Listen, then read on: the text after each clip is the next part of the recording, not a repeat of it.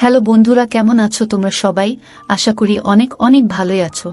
আর তোমাদের ভালোবাসায় আমিও অনেক ভালো আছি, কারণ তোমরা আমাকে যে পরিমাণে ভালোবাসা দিয়েছো এবং সাপোর্ট দিয়েছো তা আমি কোনোদিন ভুলতে পারবো না। তাই তোমাদেরকে মজা দেওয়ার জন্য আবারও একটি নতুন গল্প নিয়ে হাজির হলাম। গল্পটি শোনার মতো, আশা করি তোমাদের দাঁড়িয়ে যাবে এবং তোমরা হাতের কাজ করতে সবাই হেডফোন নিয়ে বসে যাও। যদি আমার গল্প শুনে মজা পাও তাহলে অবশ্যই আমার চ্যানেলটি সাবস্ক্রাইব করবে। তো চলো বন্ধুরা, আমরা কথা না বাড়িয়ে আসল গল্পে চলে যাই। আমার নাম সোনালি। আমার বিয়ে এমন একটা পরিবারে হয়েছে যেখানে অনেক ভাই একসাথে থাকত, কিন্তু কেউ কারো বিষয়ে মাথা দিত না, যে যার কাজে নিয়ে থাকত। শ্বশুর বাড়িতে শ্বশুর শাশুড়িও ছিলেন। শাশুড়ি আমাকে মায়ের মতো ভালোবাসতেন। আমার মা এই দুনিয়াতে নেই, তাই আমি শাশুড়ির মধ্যেই আমার মাকে খুঁজে পেয়েছি। আমি তার সাথে ভালো ব্যবহার করতাম। কিন্তু একদিন শ্বশুর শাশুড়ির সাথে এমন একটা কাজ করলেন যা দেখে আমি লজ্জায় মুখ লুকিয়ে ফেললাম, কেননা শ্বশুর শাশুড়ির সাথে আমার মা অনেক দিন আগেই এই পৃথিবী ছেড়ে চলে গেছেন। আমি 7 ভাইয়ের একমাত্র বোন এবং আমার ভাইদের কেউই বিয়ে করেনি, কারণ আমি বাবা মায়ের সবচেয়ে বড় এবং প্রথম সন্তান। আমার বাবা কখনই আমাকে তেমন গুরুত্ব দেননি, তিনি সবসময় তার কাজকেই গুরুত্ব দিতেন। আমি শুধু বাড়ির কাজেই আটকে ছিলাম, কারণ বাবা সহ 5 ভাই কাজ করতে বাইরে যেত, ছোট 2 ভাই বাড়িতেই থাকত আর আমাকে সবার জন্য রান্না করতে হতো। এদিকে আমার অনেক বয়স হয়ে গেছে, কিন্তু আমার বিয়ে নিয়ে বাবার কোনো চিন্তা ভাবনাই ছিল না। যখন তিনি আমার থেকে 1 বছরের ছোট ভাইয়ের বিয়ে দিতে চাইলেন, তখন আমাদের সব আত্মীয় স্বজন তাকে বললেন, আগে মেয়ের বিয়ে দাও, তারপরে ছেলের কথা ভেবো। এতে বাবা বললেন, মেয়ে বিয়ে দেওয়ার উপহার টাকা পয়সা আমার কাছে নেই। ছেলের বিষয়টা আলাদা, ছেলের বিয়ে ফ্রিতে হবে, পরিবর্তে বুমা নিজের সাথে উপহার টাকা পয়সা নিয়ে আসবে। বাবার কথা শুনে আমি অনেক টেনশনে থাকতাম। এখন আস্তে আস্তে আমার বয়স শেষ হয়ে যাচ্ছে। কিছুদিন পরে ভাইয়ের বউ বাড়িতে এলে এই বাড়িতে থাকা আমার পক্ষে কষ্টকর হয়ে গেল, কারণ সে ঘরের কোনো কাজ করত না। ঘরের সব কাজ আমাকেই করতে হতো। যদিও আমি আগে থেকেই ঘরের সব কাজ করতাম, কিন্তু এখন যে এসেছে তারও কিছু দায়িত্ব আছে, কিন্তু সে কিছুই করত না, সারাদিন শুধু শুয়েই থাকত। বাড়ির সবাই ভাবত নতুন বউ আসাতে আমি একটু আরাম পেয়েছি। আমি অনেক টেনশনে থাকতাম আর মাকে মনে করে কাঁদতে থাকতাম, কারণ মা এই পৃথিবী ছেড়ে চলে যাওয়ার পর থেকেই এই বাড়ির সব দায়িত্ব আমার ঘাড়ে এসে পড়ে, আর আমিও ভাইদের নিয়ে অনেক টেনশনে থাকতাম। কিন্তু যখন বুঝলাম এই বাড়ির কেউ আমার কথা চিন্তা করে না, তখন আমি ভাবলাম আমারও কারো কথা চিন্তা করার কোন দরকার নেই। আমি দেখতে সাধারণ আর বয়স এখন প্রায় 30 বছর। আমার বয়সী সব মেয়ে বিবাহিত এবং তাদের 2-3টা করে বাবু আছে, আর আমি, যার বিয়েই হচ্ছে না। একদিন আমার কাকা বাড়িতে এসে বাবাকে অনেক করে বুঝিয়ে বললেন, আগে মেয়ের বিয়ে দিয়ে তারপর অন্য কিছু ভাবো। বাবার অনেক বয়স হয়ে গেছে, কিন্তু তিনি এখনো শুধু টাকার পিছনেই ছুটতেন, কখনোই ছেলে মেয়েদের প্রতি মাথা খারাপ করেননি। আর টাকাও তিনি শুধু নিজের এবং ছেলেদের জন্যই কামাতেন। যা ইনকাম করতেন তা দিয়ে নিজের এবং ছেলেদের ইচ্ছাই পূরণ করতেন। আমার দিকে কখনই মাথা দেননি। আমি শুধু এই বাড়িতে কাজের মেয়ে হয়ে রয়েছি। আমার কাকার ও মামার কথাতে বাবা আমার বিয়ে দিতে রাজি হলেন। কাকা নিজেই আমার বিয়ের পাত্রটা নিয়ে এসেছিলেন। আমি এটা ভেবে অনেক খুশি ছিলাম যে যাক, শেষ পর্যন্ত আমার বিয়ে হচ্ছে আর আমি এই বাড়ি ছেড়ে নিজের বাড়িতে যাচ্ছি। আমার স্বপ্ন ছিল বিয়ে যেখানেই হোক না কেন সেই পরিবারটা যেন ছোট হয়। কিন্তু যখন আমি ছেলেকে দেখি এবং তাদের পরিবারের কথা জানতে পারি, তখন আমার মন খারাপ হয়ে যায়। যে ছেলেটির সাথে আমার বিয়ে হতে যাচ্ছে সে অনেক কালো এবং তাদের পরিবার ও আমাদের পরিবারের মতোই অনেক বড় ছিল। তারা 6 ভাই এবং 2 বোন। বোন 2 জন বিবাহিত এবং সব ভাইয়েরা তাদের স্ত্রীদের নিয়ে আলাদা থাকে। এদিকে ছেলেটি তার বাবা মায়ের সাথে থাকে। ছেলেটির একটাই গুণ যে সে অনেক টাকা ইনকাম করে এবং তাদের বাড়িও অনেক বড়। শোনা যায় সব ভাই তাদের নিজ নিজ ভাগ নিয়ে আলাদা হয়ে গেছে। ছেলেটি অনেক কালো বলে তার বিয়ে হচ্ছিল না, তাই কাকা আমার জন্য এই পাত্রটা এনেছিলেন। এদিকে আমার বাবার তো আমাকে বিয়ে দেওয়ার কোনো ইচ্ছাই ছিল না, আর আমার বিয়ের পাত্রটাও আসতো না, কারণ আমারও বয়স বেশি। ছেলের পরিবার যেহেতু কোনো উপহার টাকা পয়সা চায় না, তাই বাবা এই বিয়েতে রাজি হন। ছেলেটির মা এসে আমাকে একটা গহনা পরিয়ে দিল। আমি অনেক খুশি যে যাক, শেষ পর্যন্ত আমার বিয়ে হতে যাচ্ছে, আর তাও এমন একটা পরিবারে যেখানে ছেলের ইনকাম অনেক বেশি। চেহারা দিয়ে কি হবে, একজন মানুষের আয় ভালো হলেই হলো। আমি এমন একজন জীবন সঙ্গী চাই যে আমাকে সম্মান করবে, ভালোবাসবে এবং আমাকে বিশ্বাস করবে। আমার বাবা সেই ছেলের সাথেই আমার বিয়ে দিলেন। শ্বশুরবাড়ি আমাদের বাড়ি থেকে অনেক দূরে। আমার বাবা বা ভাই কেউই ছেলের বাড়িতে গিয়ে তাদের বাড়ি দেখেনি, তারা তো আমাকে বিদায় করতে পারলেই বাঁচে। কিন্তু কাকার উপর আমার অনেক ভরসা ছিল, কারণ তিনিই এই ছেলেটা এনেছিলেন। কিন্তু দুঃখের বিষয়ে আমার ভরসা ভুল প্রমাণিত হয়। আমি শ্বশুরবাড়িতে এসে দেখলাম বাড়ি খুব বড়, কিন্তু পরিবারের সবাই আলাদা না, বরং একই বাড়িতে থাকে। বিয়ের পর কয়েকদিন ভাবলাম যে তারা অতিথি, কয়েকদিন পরে চলে যাবে, কিন্তু সবাই বাড়িতে আছে, কেউই যাওয়ার নাম নিচ্ছে না। আমার স্বামী ছাড়াও তার আরও 6 ভাই এবং তাদের 6 জনের বউ এবং ছেলে মেয়ে ছিল। প্রথম দিকে স্বামীর সাথে দিনগুলি খুব ভালোই চলছিল আমার, কিন্তু কিছুদিন পরে তিনি কাজের জন্য শহরের বাইরে চলে যান। এখানে থাকতে তিনি আমার যত্ন নিতেন এবং আমার শাশুড়িও অনেক ভালো মহিলা। আমার সব ভাবিরা তাদের ঘরেই থাকত, তারা ঘুমানো আর মেকআপ করার বাইরে সময়ই পান না। আমি কেবল 2-3 দিন আরামের সুযোগ পেয়েছিলাম, তারপর থেকেই এই বাড়ির সব দায়িত্ব আমাকে নিতে হয়। যদিও কাজের লোক ছিল আর তারা সবাই সততার সাথে কাজও করত, কিন্তু আমি এত বড় দায়িত্বে কাজের লোকদের ভরসা করতে পারিনি, তাই তাদের দেখাশোনা করা আমার দায়িত্ব ছিল। আমার শাশুড়ি আমার দায়িত্বে অনেক খুশি ছিলেন। এত মানুষ থাকা সত্ত্বেও এই বাড়িতে সব সময় নীরবতা থাকত, কারণ কেউ ঘর থেকে বেরি হতো না। স্বামী শহরে যাওয়ার পর থেকে আমাকে একাই ঘরে ঘুমাতে হয়। আমার স্বামী অনেক ভালো ছিলেন। বিয়ের প্রথম রাত থেকেই তিনি আমার সাথে অনেক ভালো ব্যবহার করতেন। এমন স্বামী পেয়ে আমি অনেক খুশি। যখন আমার রুমে একা ঘুমাতাম, তখন মধ্যে রাতে আমার মনে হতো যেন কারো আওয়াজ আর হাঁটার আওয়াজ শুনতে পাচ্ছি, তাই আমার মনে হতো এই বাড়িতে ভূত আছে। দিনের বেলায় এই বাড়ির সবাই ঘরের ভিতরেই থাকত, তাহলে রাতে এই বাড়ি থেকে হেঁটে বেড়ায়। আমার অনেক ভয় করত। এখন তো প্রতিদিন এমন হতে থাকলো যে আমি কারো হাঁটার আওয়াজ শুনতাম। আমি ভয়ে আমার ঘরের দরজা ভালো করে আটকে শুয়ে শুয়ে ভাবলাম আমি এ বিষয়ে কাউকে জিজ্ঞেস করব যে রাতে এই বাড়িতে কি হয়। পরের দিন যখন শাশুড়িকে জিজ্ঞাসা করলাম, তিনি আমার প্রশ্নে একটু ঘাবড়ে গেলেন এবং অন্যভাবে উত্তর দিলেন যে এই বাড়িটা অনেক বড়, বাড়িতে অনেক লোক থাকে, কেউ না কেউ হয়তো রাতে ঘুম থেকে ওঠে বা কারো বাবু হয়তো কাঁদে আর তোমার মনে হয় কেউ আওয়াজ করছে। আমি মনে মনে ঠিক করলাম যে যাই হোক না কেন, কেউ তো আমার ক্ষতি করছে না, তাই আমি আমার সংসারে মন দেই। আমার এসব নিয়ে চিন্তা করার কোন দরকার নেই। এই বাড়ির নীরবতায় আমি অনেক বিরক্ত।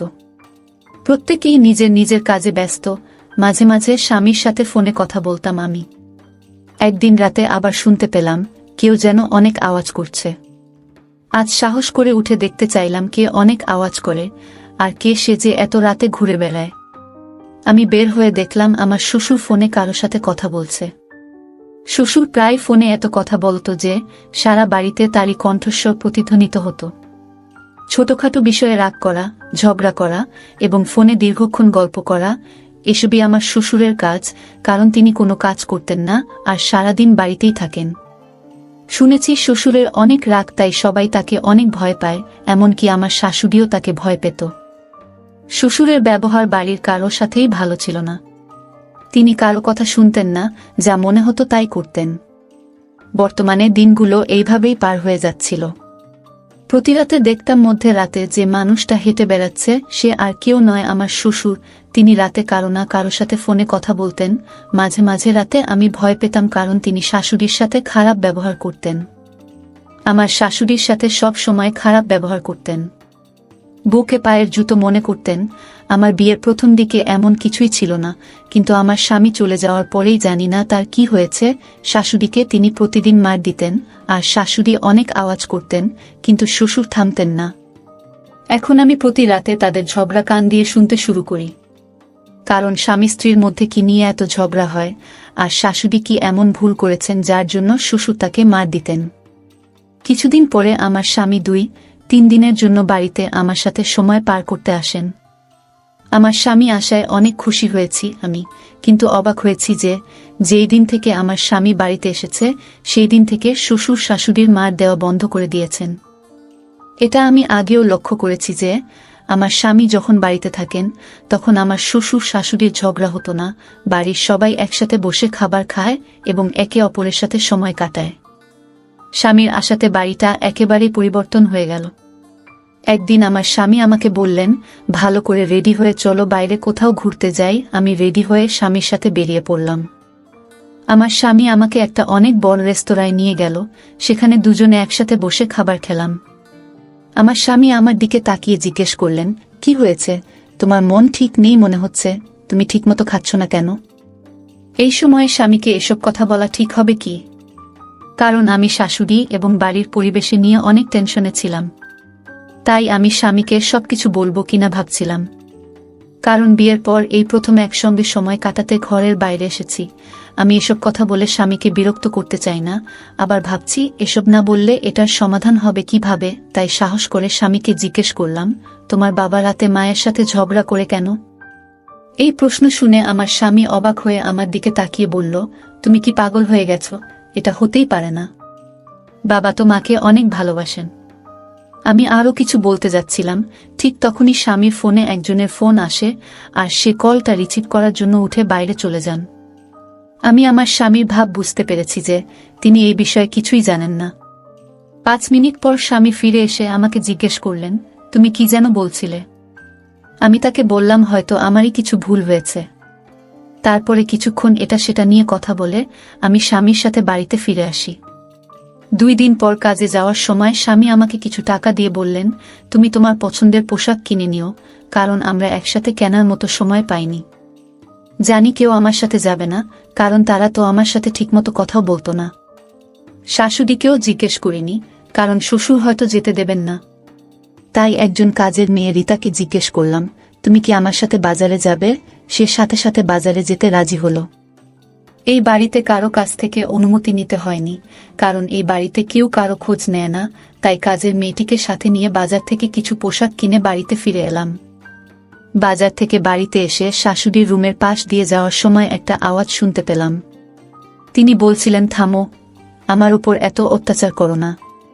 তার মানে আজ আবার শ্বশুর শাশুড়ির ঝগড়া হচ্ছে অনেক, আর তাও রাতে 9 দিনের বেলা। আমি আমার হাতের শপিং ব্যাগটা সাইডে রেখে শাশুড়ি আর শ্বশুরের কথা শুনতে থাকলাম। শাশুড়ি অনেক আওয়াজ করছিলেন যে, তুমি আমার সাথে এমন করো না, আমাকে ক্ষমা করে দাও। আর কতদিন আমার সাথে এইসব করতে থাকবে? আমার শাশুড়ি বারবার এই কথাটা বলছিলেন। আমি দরজায় উকি দিয়ে দেখতে চাইলাম শ্বশুর শাশুড়ির সাথে কি করে। আমি অবাক হয়ে উঠলাম এটা দেখে যে শ্বশুর শাশুড়ির চুলগুলো কাটছেন। আমি ভাবতাম শ্বশুর শাশুড়ির ঝগড়া হতো, তাই তিনি এত আওয়াজ করেন, কিন্তু আমার ধারণা সম্পূর্ণ ভুল। কারণ তিনি তাকে মারছে না, বরং তার চুলগুলো কাটছেন, যার কারণে শাশুড়ি অনেক আওয়াজ করছিলেন। আমি কিছুই বুঝতে পারছি না। চুল তো নারীর গয়না, প্রত্যেক নারীর সৌন্দর্য তার চুলে। শ্বশুরের এক হাতে শাশুড়ির কাটা চুল আর অন্য হাতে কি একটা আছে। এসব দেখে আমি অনেক আওয়াজ করে করে ভিতরে চলে গেলাম। ভিতরে গিয়ে শ্বশুরকে জিজ্ঞেস করলাম, বাবা, আপনি এসব কি করছেন? তখন শ্বশুর বললেন, তোমার শাশুড়ির অপরাধের তুলনায় এই শাস্তি খুবই কম, নইলে তোমার শাশুড়ির যা কাজকর্ম তাতে তো তাকে এই বাড়ি থেকে বের করে দিতে হয়। এই বলে শ্বশুর ঘর থেকে বেরিয়ে গেলেন। আমি তাড়াতাড়ি গিয়ে শাশুড়িকে ধরলাম, কারণ তিনি অনেক কান্নাকাটি করছিলেন। আমি তাকে জিজ্ঞেস করলাম, এসব কি হচ্ছে? আর বাবা, আপনার চুল কেন কাটছেন? আমার শাশুড়ি বললেন, সে প্রতিদিন এরকমই করে, আগে আমাকে মার দিত, তারপরে আমার চুল কাটে। আমি বললাম, কিন্তু আমার মনে হয় তিনি শুধু আপনার মাথার চুল কাটেন, মার দেন না।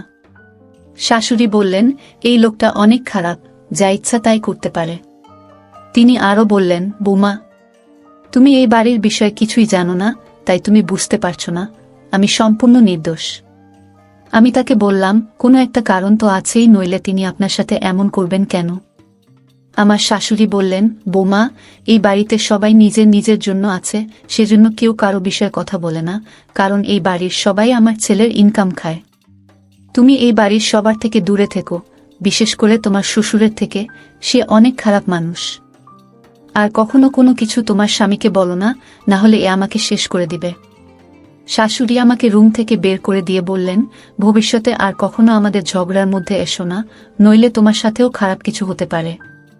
তোমার আর কিছু জানার দরকার নেই, তুমি তোমার রুমে যাও। আমি নীরবে রুম থেকে বেরিয়ে এলাম। শ্বশুর শাশুড়ির সাথে ভালো ব্যবহার করছিলেন না। আমার শাশুড়ি একজন ভালো মহিলা এবং আমি তাকে এভাবে দেখতে পারছি না। আমি আমার রুমের দিকে যাচ্ছিলাম, সিঁড়িতে শ্বশুরের সাথে দেখা। তিনি আমাকে বললেন, একবার আমার কথা শোনো, আমি জানি তুমি আমার কথা বিশ্বাস করবে না। শ্বশুর কি বলছেন আমি বুঝতে পারছিলাম না। তখন তিনি আমার কাছে এসে বললেন, আমি জানি তুমি আমার ছেলের মতো খুবই বুদ্ধিমান মেয়ে।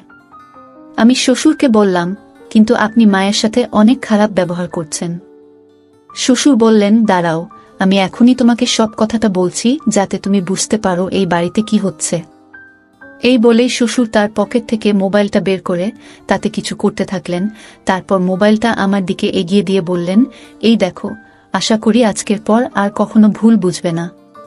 শ্বশুর আরও বলতে থাকলো, আমি খারাপ মানুষ না, কিন্তু একজন স্বামী যদি তার স্ত্রীকে খারাপ হতে দেখে তবে সে নিশ্চয়ই কোনো না কোনোভাবে স্ত্রীকে থামানোর চেষ্টা করবে। ছবিগুলো দেখে আমার পায়ের নিচ থেকে মাটি সরে গেল। নিজের চোখকে বিশ্বাস করতে পারছিলাম না।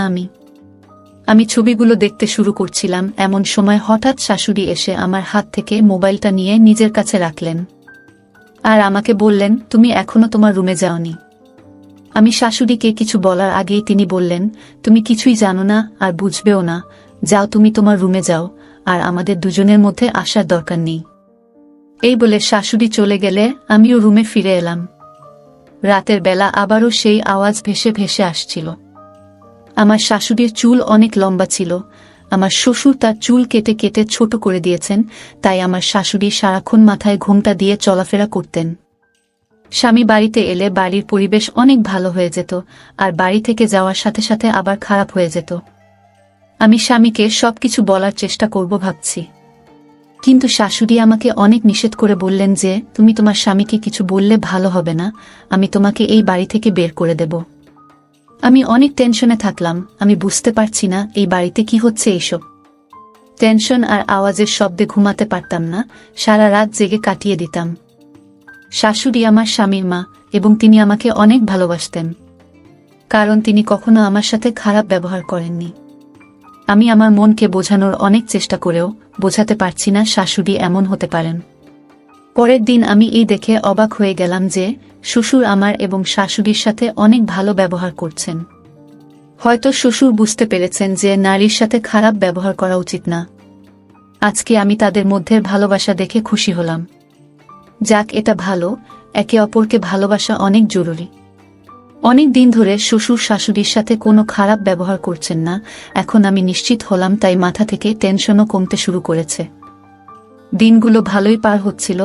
একদিন রাত প্রায় 9টা, আমি রুমে বসে টিভি দেখছিলাম, তখন শ্বশুর আমার রুমে এলে তাকে দেখে তাড়াতাড়ি মাথায় কাপড় দিয়ে তাকে জিজ্ঞেস করলাম, বাবা, কিছু কি বলবেন? তিনি বললেন, বৌমা, আমি তোমার জন্য নিজের হাতে চা বানিয়ে নিয়ে এসেছি। তোমার শাশুড়ি এবং স্বামীও আমার বানানো চা খেতে অনেক ভালোবাসে। ভাবলাম বৌমা বাড়িতে আছে, কেউ তার সাথে ঠিক মতো কথাও বলে না, তাই তোমার জন্য চা তৈরি করে এনেছি, খেয়ে বলো চা কেমন হয়েছে। আমি শ্বশুরের দিকে অবাক হয়ে তাকিয়ে রইলাম। শ্বশুরের কি হয়েছে কে জানে, তিনি শাশুড়ি এবং আমার সাথে অনেক সুন্দর ব্যবহার করতে শুরু করেছেন। আমি তার হাত থেকে চায়ের কাপটি নিয়ে তাকে বললাম, ধন্যবাদ বাবা। আমি শ্বশুরকে বললাম, চা এখনো গরম, আর আমি এত গরম চা খাই না, ঠান্ডা হলেই খেয়ে নেব। শ্বশুর বললেন, না বৌমা, আমার সামনেই খাও, তোমার মুখ থেকে আমার চায়ের প্রশংসা শুনতে চাই। আমি বললাম, বাবা, আমি এইমাত্র 2-3 গ্লাস পানি খেয়েছি, তাই এখন খেতে ইচ্ছা করছে না। আপনি একটু পরে এলেই দেখতে পাবেন আমি চা খেয়ে নিয়েছি, আর আমি এখনই আপনার চায়ের প্রশংসা করে দিচ্ছি। চা ভালো হোক না হোক, আপনি আমার বাবার সমান, এবং কোনো মেয়েই তার বাবার দেয়া কোনো কিছুকে খারাপ বলে না। আমার শ্বশুর একটু হেসে বললেন, ঠিক আছে, আমার মাথায় হাত দিয়ে বললেন, বেঁচে থাকো মা। আমি যাচ্ছি, তুমি অবশ্যই খেয়ে নিও। আমি মাথা নেড়ে হ্যাঁ বললাম। এরপরে আমি উঠে বাথরুমে গিয়ে চা ফেলে দিয়ে চায়ের ফাঁকা কাপ টেবিলের উপর রাখলাম, কারণ চা খেতে আমি একদমই পছন্দ করতাম না।